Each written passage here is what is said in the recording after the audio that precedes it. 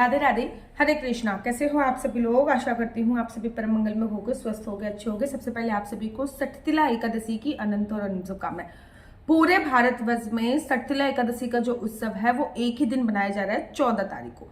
अब इसी दिन मकर संक्रांति भी है, इस दिन सठतिला एकादशी भी है। आप लोगों ने मकर संक्रांति 14 तारीख को बनाई या 15 तारीख को, मुझे कमेंट्स करके जरूर और जरूर बताइए।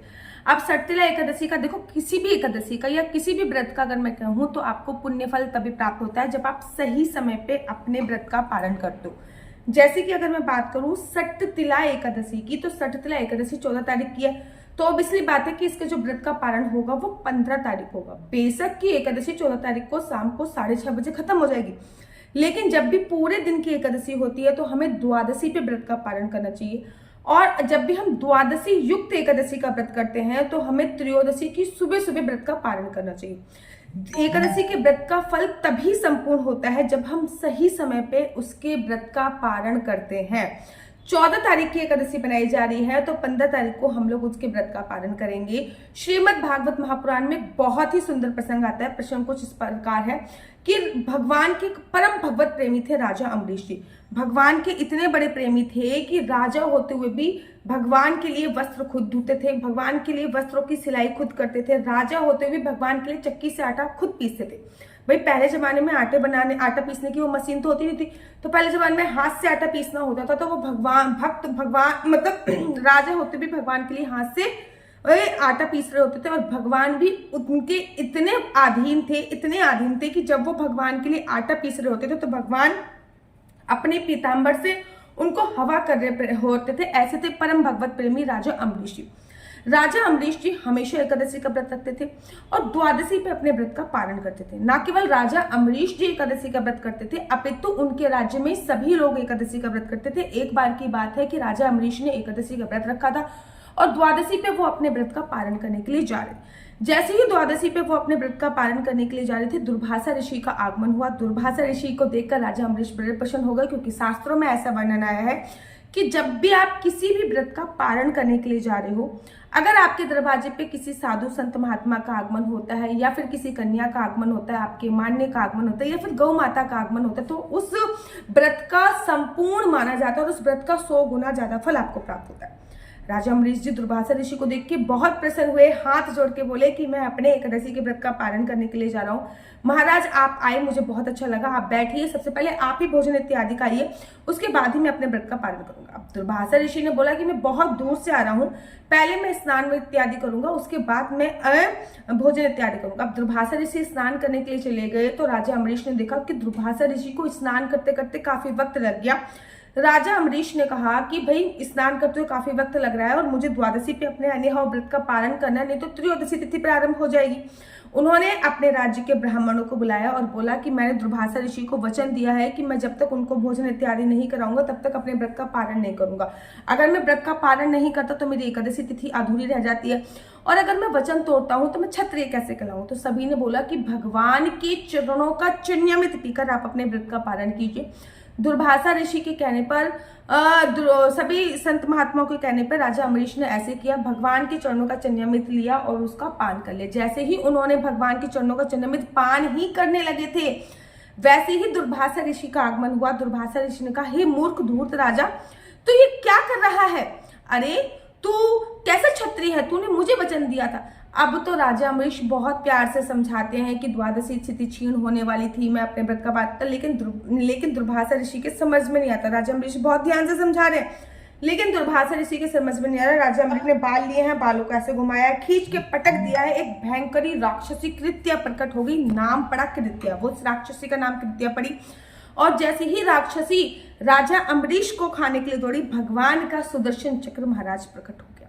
भगवान के सुदर्शन चक्र ने उस राक्षसी के टुकड़े टुकड़े कर दिए। अब तो वो सुदर्शन चक्र दुर्वासा ऋषि के पीछे पीछे, दुर्वासा ऋषि आगे भाग रहे हैं, सुदर्शन चक्र पीछे भाग रहा है, दुर्वासा ऋषि आगे भाग रहे हैं, सुदर्शन चक्र पीछे भाग रहा है। दुर्वासा ऋषि भागते भागते भगवान ब्रह्मा जी के पास पहुंचे हैं और कहते हैं कि मुझे आपके मानस पुत्रों में से एक बोला जाता है, इस सुदर्शन चक्र से मेरी रक्षा कीजिए।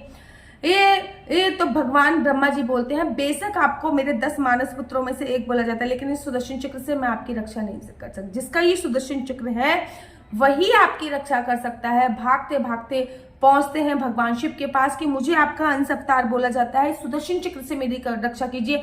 भगवान शिव बोलते हैं बेशक आपको मेरा अंश अवतार बोला जाता है, लेकिन उस सुदर्शन चक्र से मैं आपकी रक्षा नहीं कर सकता हूँ। जिसका ये सुदर्शन चक्र है वही आपकी रक्षा कर सकता है। भागते भागते पहुंचते हैं विष्णु जी के पास और बोलते हैं कि विष्णु जी इस सुदर्शन चक्र से मेरी रक्षा कीजिए। तो विष्णु जी बोलते हैं कि आप जब तक विष्णु लोक में हो ये सुदर्शन चक्र आपका कुछ नहीं बिगाड़ेगा, लेकिन जैसे ही आप विष्णु लोक से जाओगे ये सुदर्शन चक्र आपके पीछे पड़ जाएगा। अरे मैं विष्णु लोक तक कब तक घूमूंगा, मैं तो दुर्भाषा ऋषि हूँ, कभी मैं इस छोर में होता हूँ कभी उस छोर में होता हूँ। तो विष्णु भगवान कहते हैं अहम भक्त पराधीनम, अरे मैं तो अपने भक्तों के अधीन हूँ। इस सुदर्शन चक्र को शांत करने की शक्ति है तो वो केवल राजा अम्बरीश की है। राजा अम्बरीश के पास गए, उनके पैरों पे गिर गए और बोलते हैं कि आपसे बड़ा भगवत प्रेमी कोई नहीं है। तो मतलब सोचो राजा अम्बरीश भी हमारे श्रीमद् भागवत महापुराण के अनुसार वो भी एकादशी का व्रत करते थे। बड़े बड़े ऋषि मुनियों ने एकादशी का व्रत किया है, भगवान राम ने एकादशी का व्रत, और एकादशी का व्रत तभी संपूर्ण होता है जब आप सही समय पे व्रत का पारण अवश्य करो। अब आपको पता है कि 14 तारीख की एकादशी है, 15 तारीख को एकादशी के व्रत का पारण होगा। वैसे तो द्वादशी तिथि का जो प्रारंभ हो रहा है वो 14 तारीख की रात्रि से प्रारंभ हो रहा है, लेकिन कहते हैं द्वादशी तिथि पर 1/4 अवधि अर्थात हरिवासन समय निकलने के बाद ही हमको अपने व्रत का पारण करना चाहिए। तो 15 तारीख को आपके जो व्रत का पारण का समय है, मैंने पंचांग देख के नोट कर लिया, 7:15 से लेकर 9:21 तक। मोटा मोटा आप ये मान लीजिए कि आपको 7:30 बजे से लेकर 9 बजे तक के बीच में व्रत का पारण करना है। व्रत के पारण के साथ ही आपको एक समय का भोजन कर लेना है, ठीक है ना। उसके बाद फिर पूरे दिन में एक ही बार भोजन इत्यादि करना है। व्रत के पारण से पहले किसी योग्य ब्राह्मण को घर पर बुलाइए, उनको भोजन इत्यादि कराइए, उसके बाद आप उनको दक्षिणा देकर भेजिए। व्रत के पारण में खिचड़ी बनाइए, चावल बनाइए, दाल चावल बना सकते हैं, मतलब चावल का कुछ भी साथ, दही चुड़वा, खिचड़ी बन सकती है क्योंकि उस दिन भी मकर संक्रांति है तो खिचड़ी भी बन सकती है। तो पहले भगवान को भोग लगाइए, फिर ब्राह्मण को खिलाइए, और जो भगवान को भोग आपने लगाया है उसको खा के अपने व्रत का पारण कीजिए। याद रखिए सठतिला एकादशी पे भगवान का जो प्रिय भोग था वो तिल का भोग था, गुड़ का भोग था। तो इस दिन गुड़ का दान और तिल का दान बहुत बहुत ज्यादा जरूरी है। द्वादशी तिथि पर भी संभोग क्रिया नहीं करते हैं, द्वादशी तिथि पे भी संपूर्ण ब्रह्मचर्य का पालन करते हैं। एक समय व्रत पारण के समय भोजन इत्यादि करते हैं, दूसरी बार शाम को भोजन इत्यादि करते हैं। नीचे मेरा नंबर दिया हुआ है, मेरा नंबर है 4/9/20-25-65। I repeat again 4/9/20-25-65। आपका बच्चा जॉब करेगा या बिजनेस करेगा? बिजनेस करेगा तो किस फील्ड में बिजनेस करेगा, जॉब करेगा तो किस सेक्टर में जॉब करेगा, क्या है आपके बच्चे का लकी नंबर, क्या है आपके बच्चे का लकी कलर, क्या कुंडली में राजयोग है या नहीं, कुंडली में संतान प्राप्ति का योग है या नहीं, ये सभी जानकारी आप मुझसे कुंडली के माध्यम से प्राप्त कर सकते हैं। याद रखिए कुंडली देखना बिल्कुल भी फ्री नहीं है, कुंडली देखने के थोड़े से चार्जेस है।